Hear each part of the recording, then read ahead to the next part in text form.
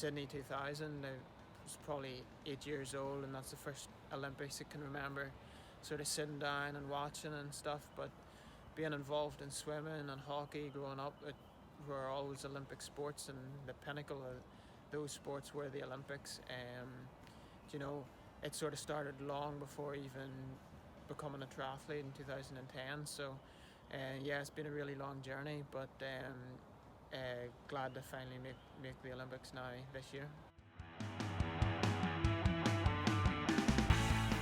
Just to race again, and probably race with a lot less pressure.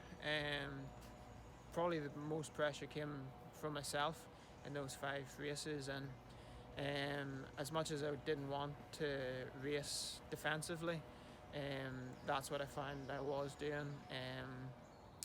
I was nearly man marking the people around me that could potentially have taken the slot, rather than just being more aggressive. That sort of suits my style, and just I think Tokyo, even without any fitness, I'll race so much better than what I showed in those 5 races, just by the attitude change and almost the weight off my shoulders. I'm not going there to make up numbers, but I'm also not going there just to have fun and roll around. But I think it will be much more fun and much more enjoyable that I can just dive in knowing that I'm at the Olympic Games and that I have the chance to lay down a really, really good performance, because I know I'm in far better fitness and shape than I was showing in those 5 races. And that's probably what I'm more excited about, to sort of show the work that was done over that COVID period in the last couple of months, because I really wasn't even sort of getting that out in those 5 races. So yeah, I'm excited to really race to my potential in Tokyo.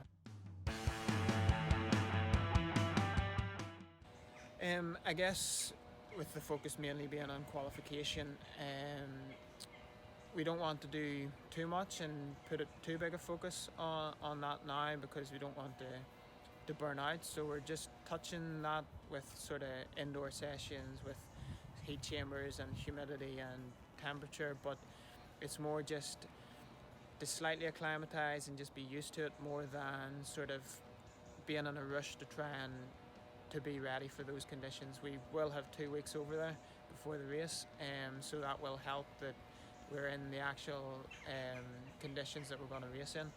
But we will just be doing specific sessions more than anything else, and just making sure we're not actually doing too much of it and draining ourselves and burning out.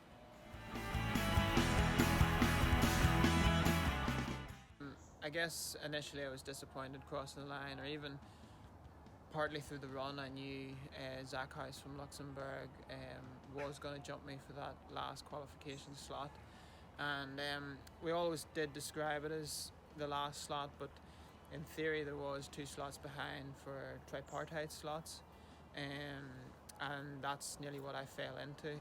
As soon as the simulation was published on Monday morning, it was amazing to sort of see my name on it, and the fact that I had never fallen off the simulation since podium and back in September 2018 was just a huge achievement. And just absolutely amazing to realise that that was it, and I was on that final roster for the Olympic Games.